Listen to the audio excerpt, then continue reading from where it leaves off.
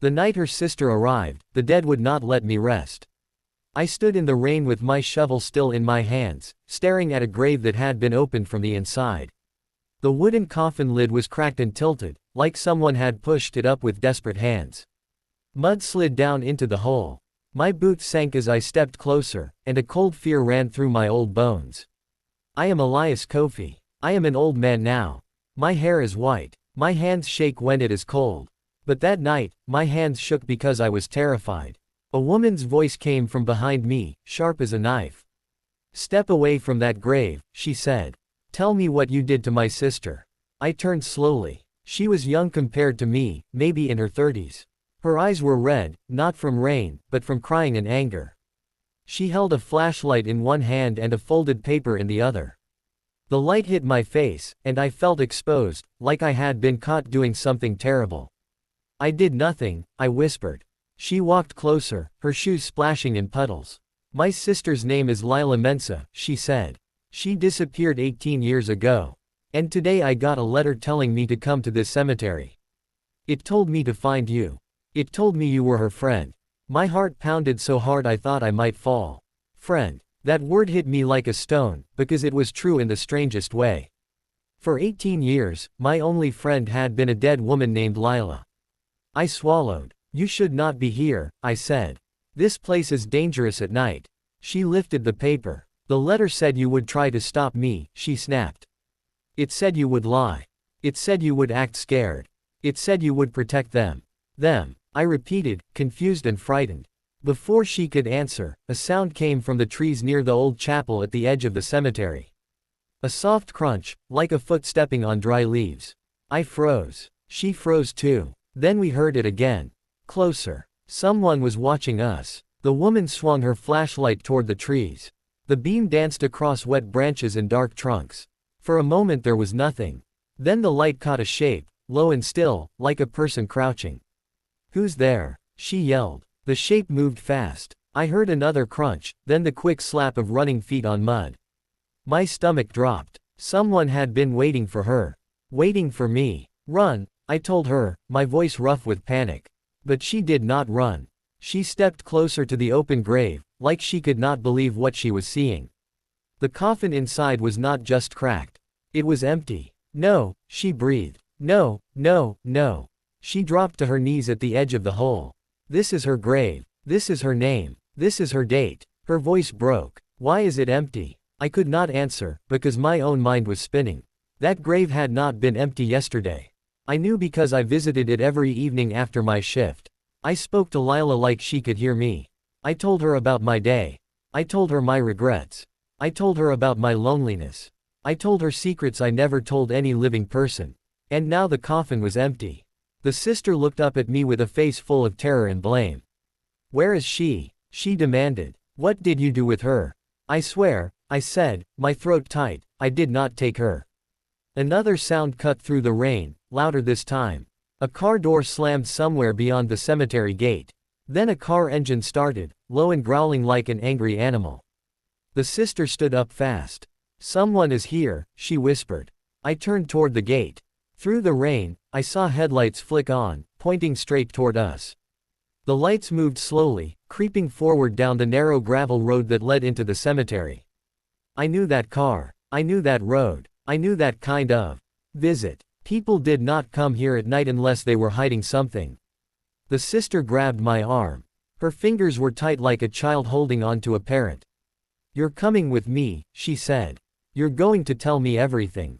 Right now." I wanted to tell her, I do not know everything. But I did know enough to understand one thing. This was not only about a dead woman. This was about a lie that had been buried for 18 years, and someone wanted it to stay buried. The car rolled closer. The headlights grew brighter, washing the graves in white light. Shadows jumped across the stone crosses. My heart hammered. My knees felt weak. I leaned toward the sister and whispered, "If they see you, they will not let you leave." Her eyes widened. "Who are they?" she asked, her voice trembling. And I realized the true danger was not the open grave. The true danger was the people who had made sure Lila went into that grave in the first place. The car stopped. A man's voice called out from inside the darkness behind the headlights. Elias, the voice said calmly, like we were old friends. Step away from the grave. Bring the woman to me. I knew that voice too. It belonged to the man who had hired me when I was 21. The man who had told me Lila's death was simple. The man who had warned me never to ask questions. The sister's hand shook on my arm. Elias, she whispered. What is happening? I stared into the headlights, and fear closed around my chest like a tight rope. Because the voice was not asking. It was commanding, and if I refused, I knew exactly what they would do. Would I protect myself like I always had, or would I finally tell the truth and risk everything? I did not move right away. The light from the car made it hard to see faces, but I could feel eyes on me. I could feel the old cemetery watching, the way it always did when men tried to hide bad deeds beneath the earth. The sister's name, she finally told me in a shaky whisper, was Mara. Mara looked from the headlights to my face. Elias, she said again, softer now, please. I need to know what you know. I took a slow breath. My mouth tasted like metal. I was terrified, yes, but something else was rising in me too. Tiredness. 18 years of holding my tongue had made my heart heavy. 18 years of visiting a grave and speaking to a silence that never answered.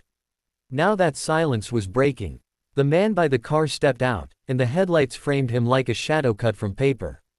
He held an umbrella. His shoes were too clean for a cemetery. His voice was smooth and controlled. Elias, he said again, you are causing trouble. His name was Mr. Barima. He owned the cemetery. He owned the land around it too. People in town said he was generous because he donated money to the church and bought school uniforms for poor children. But I had worked for him long enough to know his generosity always had a string tied to it. Behind him, another man stepped out. This one was younger and wider, with a stiff posture and a hard stare. He did not carry an umbrella. The rain slid down his face like he did not care. His hand rested near his belt like he had something there. Mara stiffened. Who are you? She demanded. Mr. Barima ignored her and looked only at me.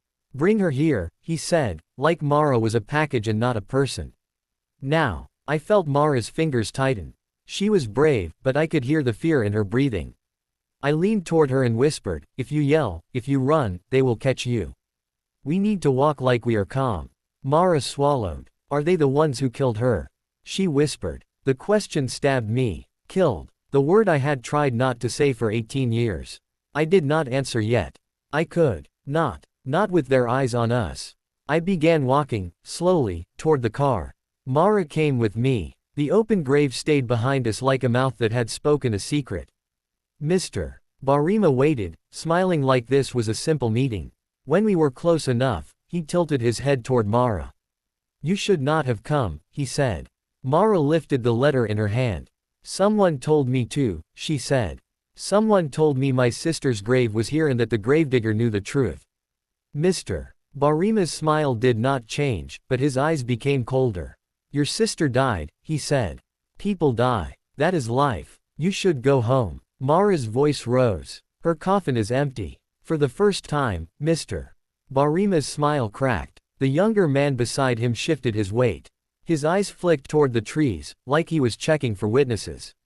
Mr. Barima turned his gaze back to me. Elias, he said quietly, did you open the grave? No, I answered. My voice sounded small. Mr. Barima took a step closer, and I smelled his cologne, sharp and expensive.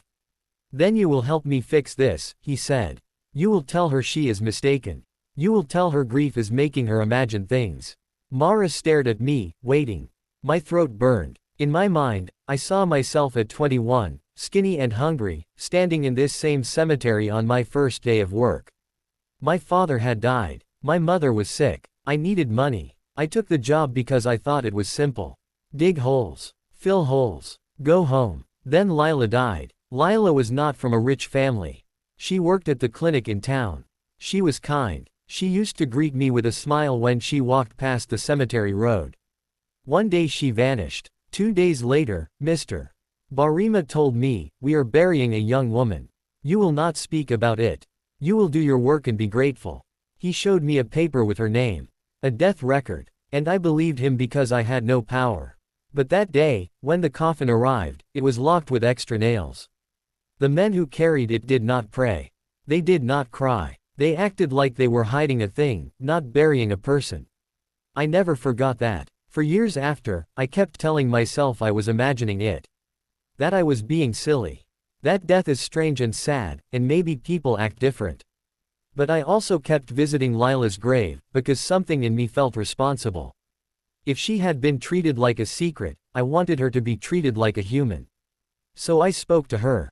And I listened. The longer I worked here, the more I noticed things. Late night cars. Men walking between the graves with no flowers. A new locked shed behind the chapel that no one explained. Files that disappeared from the office when questions were asked. And now, 18 years later, Mara stood beside me, and the grave was empty. Mr. Barima leaned closer. His voice dropped to a whisper only I could hear. You have lived a long time because you have been wise, he said. Do not become foolish now. Then he nodded at the younger man. The younger man stepped forward and grabbed Mara's arm. Mara gasped. Let go of me, Mr. Barima raised a hand. Easy, he said, as if he was calming a child. Then he looked at me. Elias will come with us, he said. And you will come too. We will talk somewhere private. Mara tried to pull away. The younger man's grip tightened. She looked at me with fear and anger. Elias, she cried. Please, don't let them take me. Something snapped inside me, like a rope pulled too hard for too long. I said, loud enough for everyone, she is not going anywhere. The words surprised even me. Mr. Barima's eyes narrowed. Elias, he warned. I took a step closer to the younger man and shoved his hand off Mara's arm. My old bones ached, but my body moved on its own. You will not touch her, I said again. For 1 second, the rain was the only sound.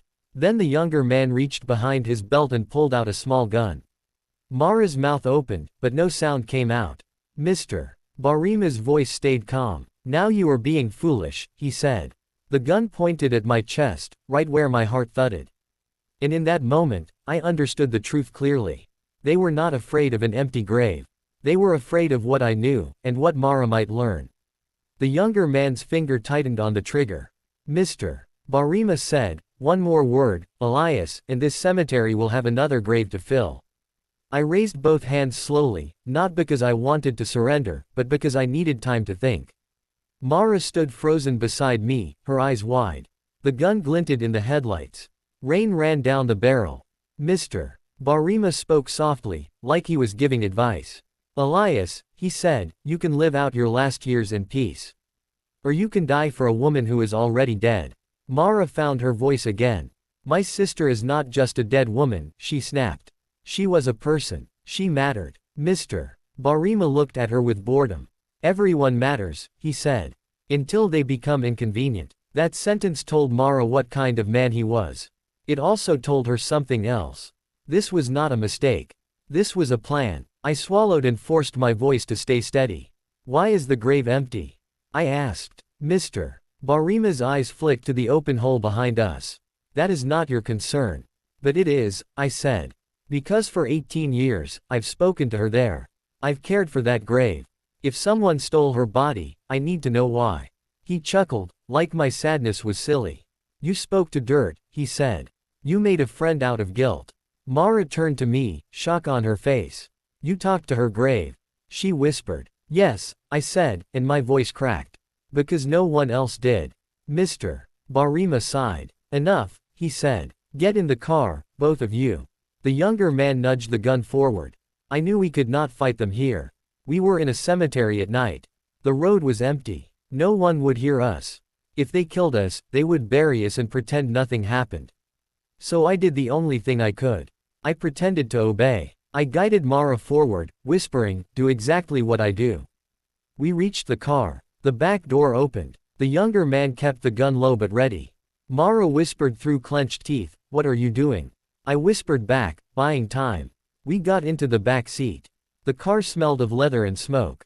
Mr. Barima sat in the front passenger seat. The younger man sat in the driver's seat. The gun was now between his thigh and the console, close enough to grab fast. The car began to move. As we passed the chapel, I saw the locked shed behind it, half hidden by trees.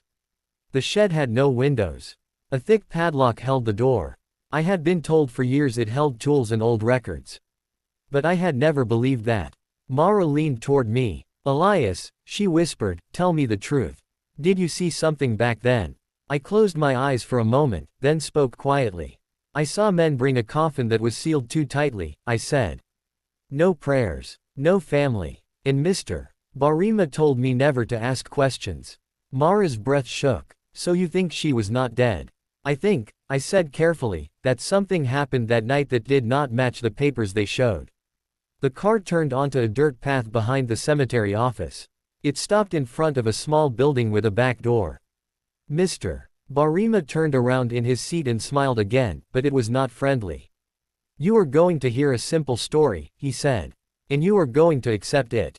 Mara glared. I will not. Mr. Barima's smile vanished. Then you will regret it, he said. We were taken inside. The room smelled of damp paper and old wood. A single light bulb hung from the ceiling. There was a table with 2 chairs on one side, 1 chair on the other, like an interrogation room. Mr. Barima sat across from us. The younger man stood behind him. Mr. Barima placed a folder on the table. Your sister, he said to Mara, was involved in theft at the clinic. She stole medicine. She was ashamed. She ran away. She died somewhere. That is all. Mara slammed her hand on the table. That is a lie, she shouted. My sister was kind. She was careful. She sent money home. She would never vanish without a word. Mr. Barima leaned back. People surprise you, he said. Then he looked at me. Elias, he said, tell her. Tell her she is wrong. Mara stared at me, pleading. My hands trembled. I could feel the weight of 18 years pressing down on me, like soil. And then I remembered something I had never told anyone. On the night Lila was buried, when the men left, I heard a sound from inside the coffin. A soft, weak knocking. 1 knock. Then silence. I had stood there, frozen, terrified, telling myself it was wood settling, or my imagination. But it had sounded like a human hand. I swallowed hard. My eyes filled with tears I hated to show. I heard something, I said. Mr. Barima's face sharpened. What did you hear? Mara's voice was almost silent. Elias, she begged, what did you hear? I took a shaky breath. I heard knocking, I whispered. From inside the coffin. The room went still. Mara's eyes filled with horror. No, she said. No, that can't be. Mr. Barima's voice became ice. You heard nothing, he said to me. You will take that back. I shook my head slowly. I cannot, I said. Not anymore. Mr. Barima stood up. The younger man stepped forward. Mr. Barima leaned close to my face. Then you will pay for your foolishness, he whispered. Both of you. He snapped his fingers. The younger man grabbed Mara's arm again, and this time he pulled her toward the door. Mara screamed, Elias. I tried to stand, but the younger man shoved me back hard. My chair fell. Pain shot through my hip. Mr. Barima looked down at me. You will be quiet, he said. You will stay alive by being quiet. Mara was dragged out, her footsteps slipping on the floor, her sobs cutting through the air. The last thing I saw before the door slammed was her face turned toward me, full of fear. And then I was alone with Mr. Barima. He crouched beside me, his voice low. You just reopened a grave you should have left closed, he said. Now you will watch what happens when people dig too deep. I lay on the floor for a moment, my cheek pressed to cold wood, listening to Mara's cries fade down the hallway. My heart pounded with panic and guilt. I had promised myself for years that silence kept me safe. But silence had also kept Lila trapped, whoever she truly was at the end. Silence had kept Mara in danger tonight. I forced myself to move. My hip screamed, but I pushed up slowly and grabbed the edge of the table for support. Mr. Barima was already walking away, calm, as if this was just another business problem. Where are you taking her? I demanded. He did not turn. Somewhere she can think, he said. I followed him out, limping. The younger man stood in the hallway, blocking the way, gun at his side. Back, the younger man growled. I stopped, breathing hard. Mr. Barima looked over his shoulder. Elias, he said, you will go home. Tomorrow you will come to work. You will pretend none of this happened. If you do that, the woman will be released. And if I don't? I asked. Mr. Barima's eyes were flat. Then she will disappear like her sister, he said. Then he turned and walked away. The hallway door at the end closed, and I heard a lock click. I stood there, shaking. I knew I had one chance, and it was a small one. I needed help. But who would help an old gravedigger against a powerful man? Then I remembered something else. 2 months ago, a new police officer had come to the cemetery to ask about missing persons in the area. He was young, serious, and not from our town. He had asked about the locked shed behind the chapel. Mr. Barima had smiled and offered him tea and sent him away. The officer did not look fooled. I decided right then that I would find him. I left the building quietly. The rain had slowed, but the night was still heavy and dark. The cemetery gate was open, and Mr. Barima's car was gone. I shuffled down the road to my small hut behind the caretaker's office. My hands shook as I grabbed a lantern and an old notebook. That notebook held my private thoughts, written over years. I had written about the late-night cars, the sealed coffin, the missing files, the locked shed, and the day I first heard Mara's sister's name. If I died tonight, I wanted someone to know. I also grabbed the key ring for the cemetery storage rooms. I did not have the shed key. But I knew where Mr. Barima kept spare keys, because I cleaned the office sometimes. I moved fast for an old man, pain and fear pushing me forward. I slipped into the cemetery office. The front door was locked, but I knew where the loose window was. I pried it open and climbed in, my breath loud in my ears. Inside, everything was quiet. Too quiet. I found the key drawer and opened it with shaking fingers. There were many keys. I tested one, then another. Finally, I found one labeled only with a small red dot. My stomach turned. The shed. I tucked the key into my pocket and hurried out. The chapel stood like a dark lump among trees. The shed behind it looked even darker. I reached the shed and put the key in the lock. It turned. The door creaked open. A smell hit me immediately, sharp and wrong, like medicine mixed with damp earth. I lifted the lantern and stepped inside. There were shelves with boxes. There were old records. There were tools. But there was also a trapdoor in the floor.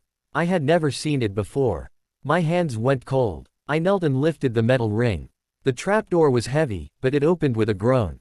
A stairway went down into darkness. I swallowed and called softly, "Mara." No answer. Then, from below, I heard a faint sound. Not words. Not a scream. A soft tapping, like someone trying to knock without being heard. My blood ran cold, because it was the same sound I had heard 18 years ago. Knock. Pause. Knock. A human signal. I lowered the lantern into the hole. The light revealed a small room below with concrete walls. There were chains on one side. There was a mattress on the floor. And there was a woman sitting against the wall, her face pale, her hair messy. It was Mara. Her eyes lifted to the light, white and desperate. "Elias," she whispered, barely able to speak. "He said he would bury me alive like my sister." I felt dizzy. I climbed down the steps quickly, ignoring my pain, and knelt beside her. "Are you hurt?" I asked. She shook her head, tears running down her cheeks. "Not yet," she whispered. "He's coming back. He said he would make sure no one finds me." I looked around the room, my lantern shaking. Then I saw something that made my stomach drop. A second set of chains. Old, rusted, and on the concrete wall, scratched deep into the surface, were words. Not many. Just a few, carved with desperate hands. "Lila was here. Tell Mara the truth." I stared at the message, and my knees went weak. Lila had been here. Lila had survived, long enough to scratch that message. And it meant something even worse. She did not die quickly. She was kept hidden. And someone had made sure she never left. Mara grabbed my sleeve. "Elias," she whispered urgently, "what does that mean?" I opened my mouth, but before I could answer, we heard footsteps above the trapdoor. Slow, heavy steps. A key scraping in the lock of the shed door. Mr. Barima had returned. And he was not alone. The footsteps stopped at the top of the stairs. The trapdoor creaked as someone touched it. My mind raced. There was only one way out, and it was up. I grabbed Mara's hand. "Listen," I whispered. "When I push the trapdoor open, you run past them. Do not stop. Run to the road and scream for help." Mara's eyes trembled. "What about you?" I swallowed. "I will slow them down." Mara shook her head hard. "No. We go together." I wanted to argue, but the trapdoor began to lift. Light from above spilled down like a blade. I pushed the trapdoor up with all my strength. It slammed into someone's arm and made a startled grunt. I shot up the stairs. Mara followed close behind. At the top, Mr. Barima stood with the younger man. Mr. Barima's face changed when he saw us. The calm mask dropped, and anger showed. "You old fool," he hissed. The younger man raised the gun. I stepped in front of Mara. "Stop," I said. "If you shoot here, someone will hear." Mr. Barima laughed, sharp and cruel. "No one comes here," he said. "That is why I built this place. Dead people do not talk." Mara shouted, "My sister was kept down there, wasn't she?" Mr. Barima's eyes flicked, just for a second, and I saw it. Not guilt. Not sadness. Annoyance. Like she was a problem that had returned. "Yes, Mr. Barima said, and his honesty was more frightening than a lie. "Your sister was kept there. Because she saw something she should not have seen." Mara's voice shook. "What did she see?" Mr. Barima's mouth tightened. "She worked at the clinic," he said. "She found records, names, payments. She realized I was not donating money. I was buying silence. I was paying the clinic to change cause of death papers. I was paying for illegal burials. People who died in fights, people who overdosed, people who were killed. I made it all look clean." Mara stared at him, stunned.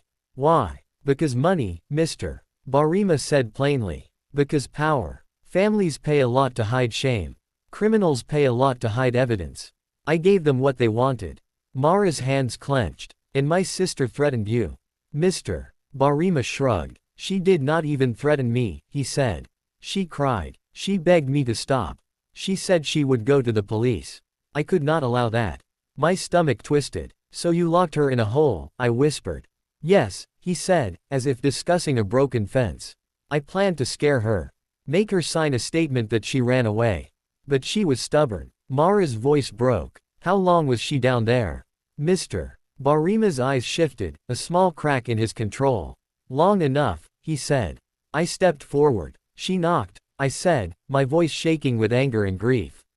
"That night, I heard her. I did nothing. I told myself it was wood settling. I was afraid. I was selfish." Mr. Barima smiled again, cold. "And you lived," he said. "That is what fear is for." Mara cried out, "What did you do to her in the end?" Mr. Barima's voice went flat. "She got sick," he said. "She had no proper food, no clean water. She weakened. She begged. She wrote on the wall. She said your name again and again. It was annoying." Mara's knees buckled, and I caught her. She sobbed into my shoulder, a sound full of pain that made my eyes burn. And then, Mara choked. Mr. Barima looked away, like he did not care. "Then she died," he said. "We moved her body into a coffin and buried it where you found the stone. It was easier than keeping her forever." Mara lifted her head, tears on her face. "So why is the grave empty now?" Mr. Barima's jaw tightened. "Because the new officer," he said. "He asked questions. He kept coming back. I needed to remove the body and relocate it before he got a warrant. Tonight, someone sent you that letter to make things messy. Someone wants to destroy me." My heart jumped. "The officer," I whispered. Mr. Barima's eyes narrowed at me. "You think you can run to him?" he said. "You think anyone will believe a gravedigger?" I tightened my grip on Mara's hand. "I kept notes," I said. 18 years of notes. Late-night cars. Sealed coffins. Missing files. I have it all." Mr. Barima's face hardened. "Then I will take your notes," he said. The younger man stepped forward with the gun. And then, from outside the shed, a voice called out. "Police. Step away from the door." A flashlight beam cut across the shed interior. Another beam followed. Then another. Mr. Barima's calm finally broke. His eyes widened. The young officer stood outside with 2 other policemen. They had weapons raised. Their faces were tense. The officer looked at me. "Elias," he said loudly, "are you okay?" I swallowed and forced my voice to carry. "They have been hiding people here," I said. 18 years. Mara's sister died down there." Mara stepped forward, shaking but determined. "My sister's name was Lila Mensa," she said. "He kept her as a prisoner. He admitted it. He admitted he changed death records and hid bodies." Mr. Barima lifted his hand slowly, but his eyes were full of hate. This is a misunderstanding, he began. The officer cut him off. Save it, he said. We have enough. They arrested Mr. Barima and the younger man. They searched the shed and found the trapdoor, the chains, the scratched message, and the hidden records. In the days that followed, everything unraveled. The clinic was investigated. The false papers were discovered. Families who had paid to hide deaths were questioned. More graves were checked. More bodies were found in places they should not have been. Mr. Barima was charged for kidnapping, illegal burials, and the death of Lila Mensa. The younger man was charged too, because he had helped. Mara got to bury her sister properly, with prayers, with family, with truth spoken out loud. I stood beside her at the funeral, my head bowed, shame heavy in my chest. After the burial, Mara turned to me. You were afraid, she said quietly. But you also cared. You spoke to her when no one did. I shook my head. I should have spoken sooner, I said. I heard her, and I stayed silent. Mara looked at the fresh earth. Silence kept him powerful, she said. But speaking brought him down. I left my job after that. I could not dig graves anymore without hearing that knocking in my mind. I moved to a small room near the sea, where the air was clean and the nights were not so heavy. Sometimes I still think of Lila. I think of her scratching those words into stone, hoping someone would listen. And I think of the lesson that cost me 18 years to learn. If your heart tells you something is wrong, do not bury that feeling. Do not wait for fear to make the decision for you. Silence may keep you alive for a while, but it can also keep evil alive much longer. I was a gravedigger for 18 years, and my only friend was a dead woman. But in the end, she still found a way to speak. And this time, I finally listened.